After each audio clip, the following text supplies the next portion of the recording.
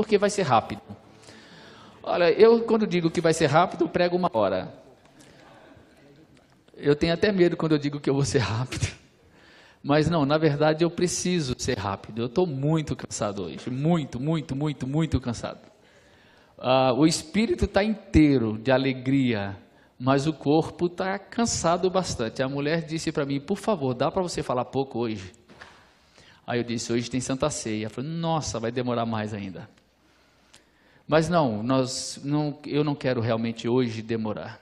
Na verdade, eu queria fazer uma breve meditação com você. Rápida mesmo. E rápida o suficiente para que você e eu pensemos um pouquinho sobre o significado disso que vamos fazer aqui. Eu fico pensando por que é que nós fazemos as coisas que nós fazemos hoje. O como nós fazemos hoje. Por exemplo, alguém aqui comeu essa semana comida feita no fogão a lenha? Acho que não, né?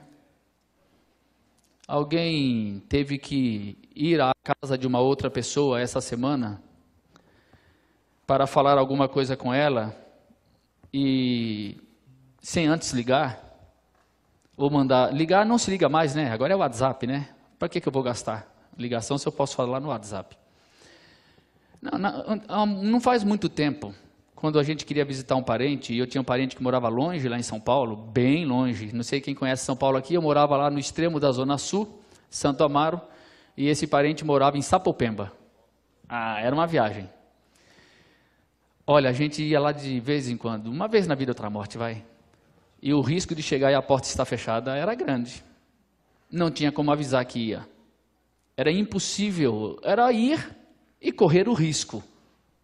E o legal era que a família era grande, e a gente ia lá visitar aquela outra família, então ia o pai, a mãe, os meus irmãos, e de repente, e era muito longe, não dava para chegar e voltar em meia hora, né? Era ir para almoçar, né? Pelo menos.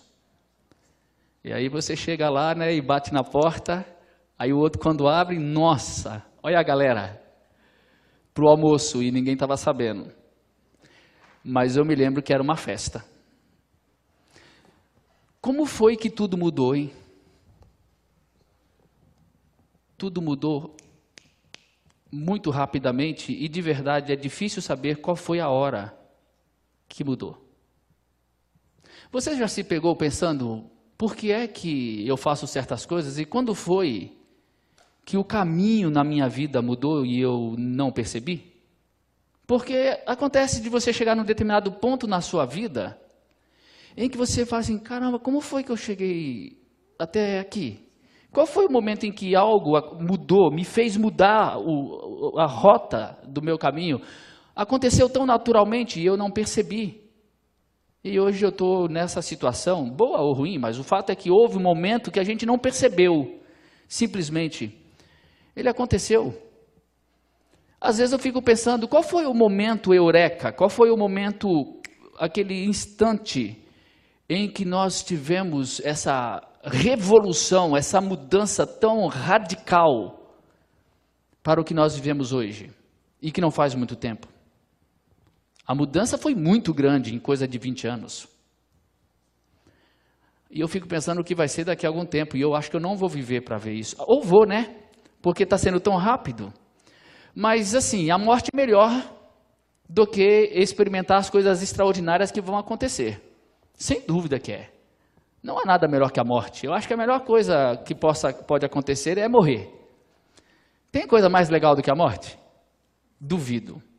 Eu realmente duvido que exista algo mais bonito que a morte. Algo mais extraordinário que a morte.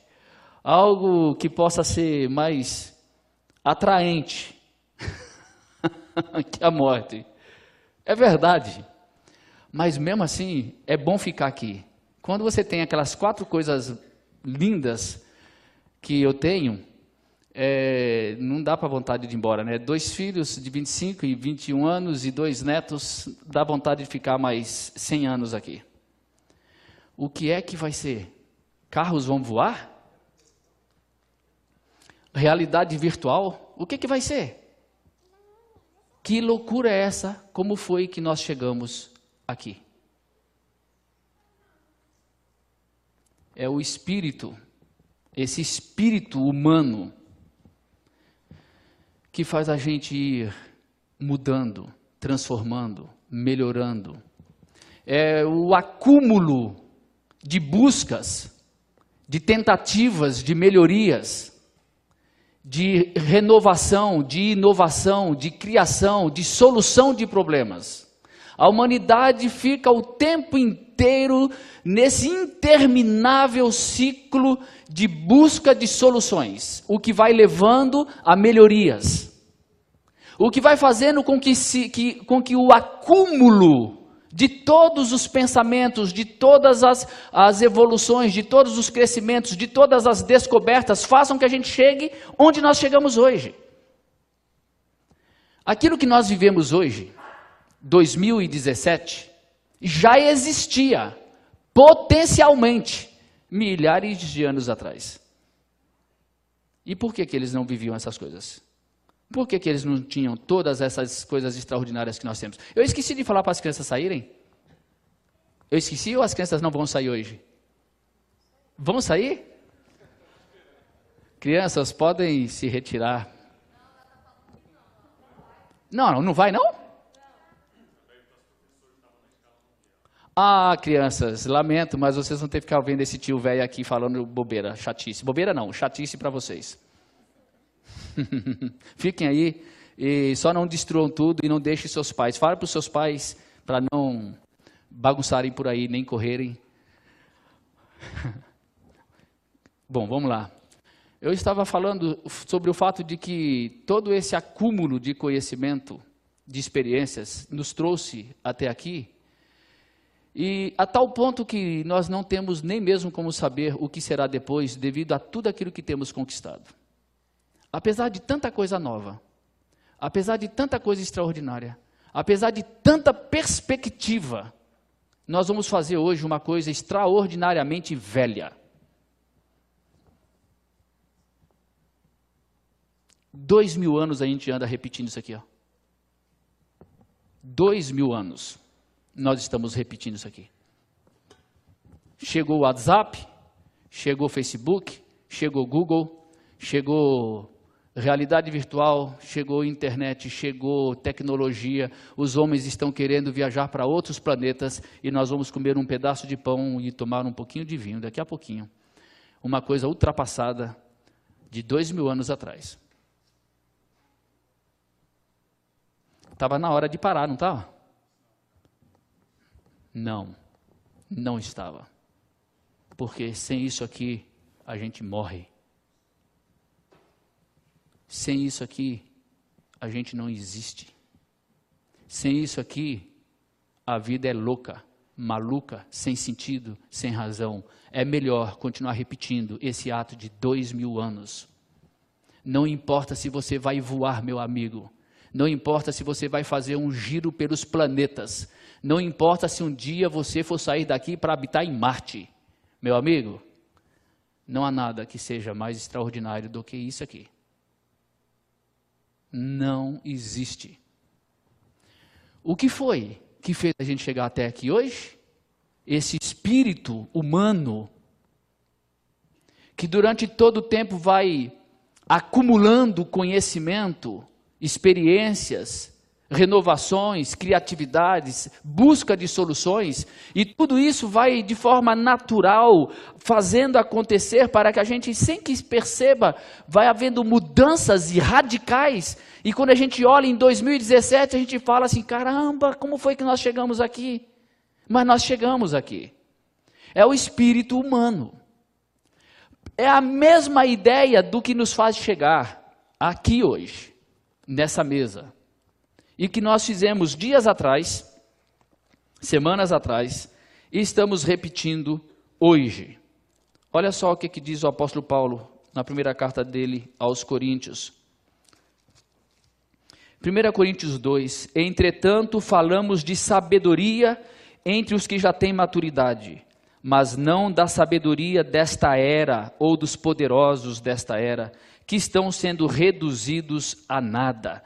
Ao contrário, falamos da sabedoria de Deus, do mistério que estava oculto, o qual Deus preordenou antes do princípio das eras para a nossa glória.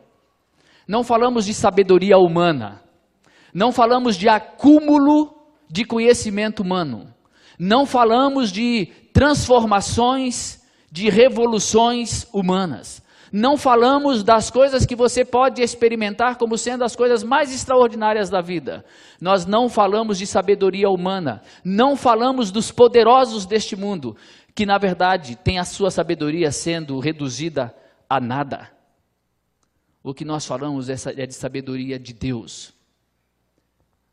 Toda a sabedoria humana, todo o acúmulo de tudo aquilo que você e eu pudermos conquistar através dessa vida, dessa existência moderna que temos hoje, com tudo que nos permite do acúmulo de informação do passado, da busca de soluções para o presente, e que vai nos fazer viver uma revolução como nunca se viveu em toda a história humana, com mudanças profundas que não dá nem para imaginar o que será daqui a 10, 20, 30 anos. Mas se nós não mantivermos a sabedoria que vem de Deus, tudo isso será reduzido a nada em nossa existência.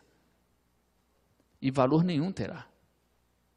O mistério que estava oculto. O quanto de conhecimento você pode acumular?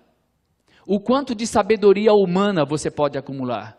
O quanto você e eu podemos aproveitar de tudo que foi produzido na existência?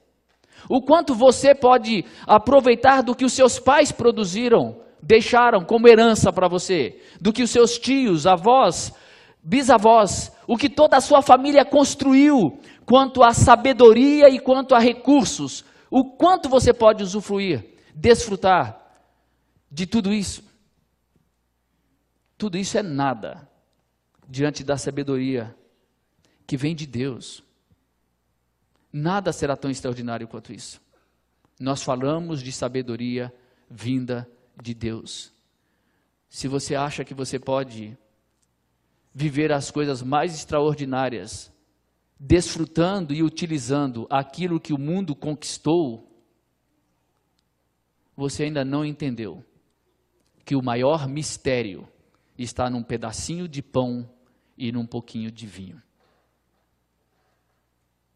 Você ainda não entendeu que o mistério não é o que a humanidade pode construir como extraordinário para o futuro.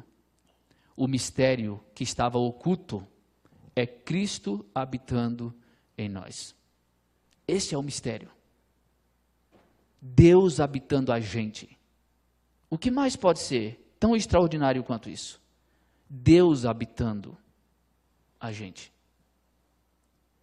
Eu estarei com vocês todos os dias até a consumação dos séculos. Todos até a consumação. Ora, se o que nos trouxe até aqui, como desenvolvimento humano, é este espírito humano, que acumula conhecimento, descobertas, inovações, transformações, e nos permite achar soluções, como estamos vendo hoje para a existência humana. Se isso nos trouxe aqui como seres humanos, o que é que nos traz até aqui, senão o Espírito de Cristo que habita em nós? Eu estarei com vocês todos os dias até a consumação dos séculos. É essa presença que dá significado ao pão e ao vinho.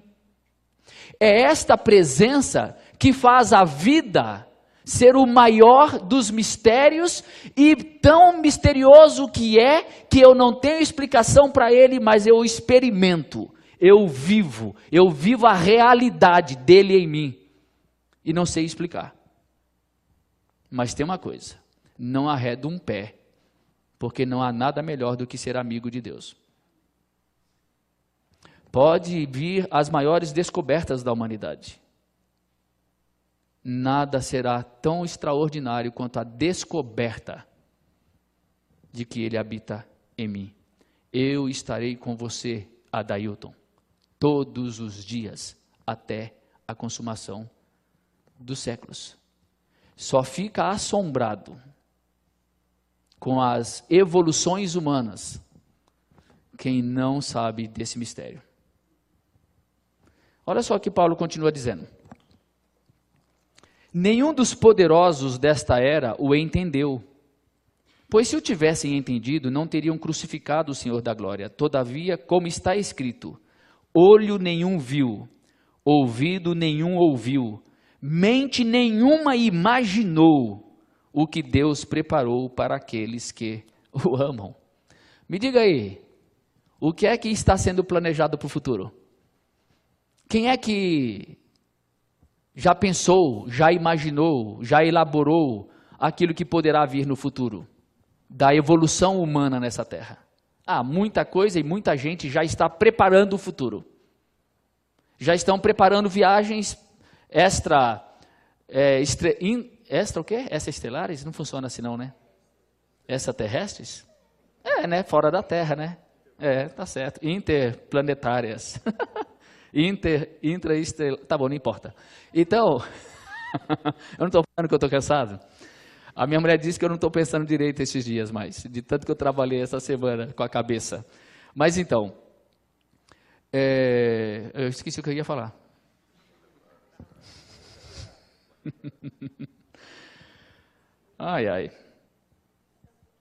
Assim, lembrei.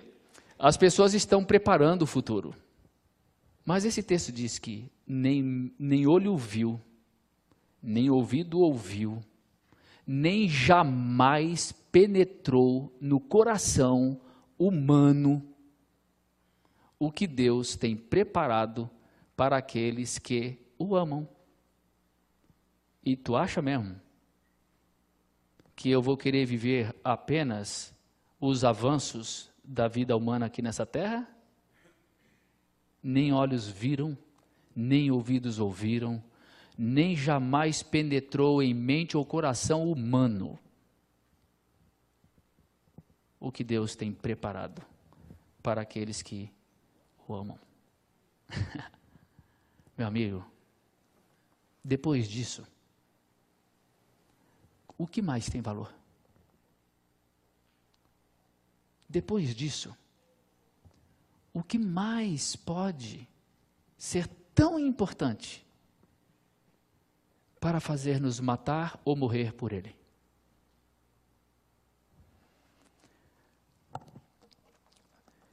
Mas Deus o revelou a nós por meio do Espírito. O Espírito sonda todas as coisas, até mesmo as coisas mais profundas de Deus. Pois quem conhece os pensamentos do homem, a não ser o Espírito do homem que nele está? Da mesma forma, ninguém conhece os pensamentos de Deus, a não ser o Espírito de Deus. Nós, porém, não recebemos o Espírito do mundo, mas o Espírito procedente de Deus, para que entendamos as coisas que Deus nos tem dado gratuitamente. Então eu lhe pergunto, qual é o Espírito que você tem recebido? O Espírito do mundo, para se deslumbrar com o mundo? O Espírito do mundo para buscar soluções neste mundo? Ou o Espírito de Deus para se alegrar com as coisas que só Deus pode revelar a um coração que tem fé? A um coração que come um pão sabendo que não está comendo um pão. Não, não é pão. Ainda que materialmente seja pão, não é pão. Ainda que você vai comer um pedacinho de pão, você vai comer pão se você quiser comer pão. Mas se você for entre aqueles que têm o Espírito de Cristo, se você for daqueles em cujo coração penetrou a grandeza das belezas daquilo que Deus tem nos dado gratuitamente, então você vai comer mais que pão e você vai beber muito mais do que um copinho de vinho. Quem não comer a minha carne e não beber o meu sangue, não tem parte comigo, disse Jesus. É óbvio que ele não se referia a pão e vinho. É claro que ele falava da nossa participação nele, dele em nós, nós nele, a habitação eterna dele em nós, da sua morte e ressurreição em nosso lugar, em nosso favor. Comer o pão e beber o cálice, comer o corpo e beber o sangue, é ser crucificado com Cristo. É estar ressuscitado para sempre com Cristo e para Cristo. Então come o pão quem come a carne de Cristo, bebe o vinho, quem bebe o sangue de Cristo pela fé, e então recebe a habitação de Cristo mais ainda em seu coração. Este aqui é um mistério. Nós vamos comer o corpo de Cristo e vamos beber o sangue de Cristo. Nós vamos ser alimentados de Cristo. Nós vamos receber em nós agora Cristo. Nenhuma tecnologia consegue fazer isso. Não haverá nenhum avanço nesse mundo que conseguirá reproduzir isso. Não haverá. Os homens podem fazer as suas viagens interplanetárias, mas essa viagem pode ser feita aqui e agora, na simplicidade de um pedaço de pão e de um pouco de vinho, recebidos com fé e com amor a Jesus. Nem olhos viram, nem ouvidos ouviram, nem jamais penetrou em coração humano aquilo que Deus tem preparado para aqueles que o amam, mas a estes que o amam, essas grandiosidades, essas grandezas, essas maravilhas foram reveladas pela fé, e eles sabem o que receberam gratuitamente. Então, quando nós comemos o pão, a gente sabe que a gente recebeu gratuitamente. Quando a gente bebe o vinho, a gente sabe o que a gente recebeu. Aí então essa mesa se torna tão especial, porque além de ser uma ordem, uma palavra, uma orientação do meu Senhor e Mestre Jesus, você já parou para pensar nisso? Que nós estamos fazendo aqui algo que o Senhor Jesus disse: façam isto em memória de mim, todas as vezes que vocês comerem o pão e beberem o cálice. Ele disse isso. Nós estamos aqui obedecendo a uma ordem, a uma palavra direta dele: façam isso em memória de mim. Ele tomou o pão, ele tomou o vinho, ele distribuiu e disse: este é o meu corpo, este é o meu sangue. Comam o meu corpo, bebam o meu sangue, tenham participação em mim. Eu habitarei em vocês. Eu e o Pai viremos e habitaremos em vocês. O Espírito virá e habitará em vocês. Eu estarei para sempre com vocês até a consumação dos séculos. Ele diz: até aquele dia em que eu o beberei novo com vocês na casa do meu Pai. Ele não apenas disse para nós repetirmos isso. Ele diz: repitam, mas um dia eu vou voltar. E nós vamos fazer isso tudo de novo juntos. Cara, esse negócio vai ser extraordinário. Você já pensou Jesus ministrando a ceia? E vai ser no céu, num ambiente que não dá nem para imaginar, nem olhos viram, nem ouvidos ouviram, eu só anseio aquilo que eu não vi. E pela fé recebo, porque a fé é a certeza das coisas que não se veem. Então, eu espero ansiosamente por esse dia. Eu espero ansiosamente o dia em que eu vou beber esse cálice na presença de Jesus, com Ele na glória do Pai. O dia em que eu vou comer o pão. Meu irmão, por favor, em nome de Jesus, não coma pão e nem beba vinho hoje. Receba Cristo, receba o sangue de Cristo, receba a presença de Cristo. E pela fé, com a simplicidade de uma criança, acolha no seu coração algo que olhos não podem ver, que ouvidos não podem ouvir, que nenhuma mente pode explicar, que nenhum coração pode penetrar. Receba pela fé a realidade do amor de Cristo e você verá que diferença que isso faz. Como o mundo muda, como a realidade muda, como as pessoas mudam, como o mundo muda, como a sua vida muda. É estarmos tão ligados no antigo, para que a nossa vida nunca seja velha. Tão ligados no antigo, para que todas as novidades do mundo não nos encham os olhos. Porque os nossos olhos já viram a glória. E nós vamos receber em nosso coração hoje. O Senhor Jesus, na noite em que Ele foi traído, Ele tomou o pão, Ele o partiu e Ele deu aos seus discípulos dizendo: este é o meu corpo, que é dado por vocês. Façam isso em memória de mim. E após eles terem comido o pão, Ele tomou o cálice e disse: este é o cálice da nova aliança no meu sangue. Sangue que é derramado em favor de muitos para a remissão de pecados. Comamos o pão e bebamos o cálice.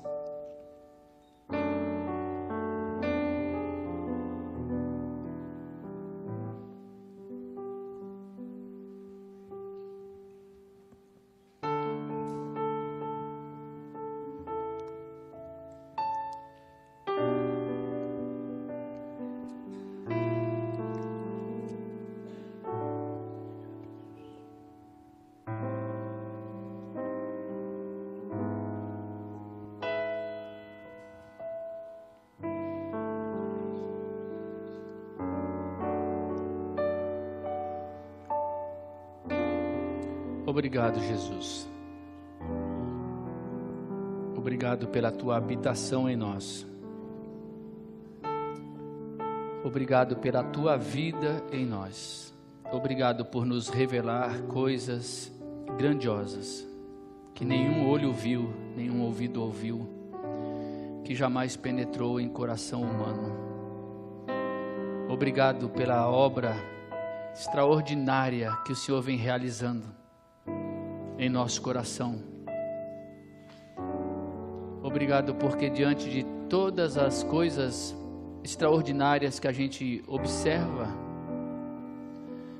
no desenvolvimento humano durante essa história aqui nesse planeta,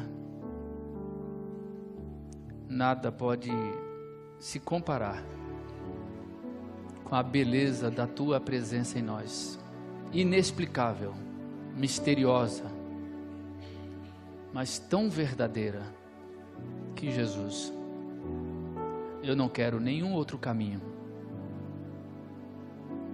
porque não há nada que seja tão bom quanto estar contigo. Não há nada que dê tanto significado à vida, tanto valor, tanta realidade, tanta amplitude de mente, de coração. Obrigado. Alimenta-nos de Ti esta noite, que ao comermos, tendo comido este pão e bebido este vinho, que recebamos mais do Teu Espírito, mais da Tua presença, mais da certeza do Teu amor, mais alimento que jorra para a vida eterna, amadurecendo-nos, alimentando-nos para a vida, livrando-nos da morte, livrando-nos de tudo aquilo que mata e alimentando-nos para tudo aquilo que é novo em Ti. Muito obrigado, Jesus. Amém e amém.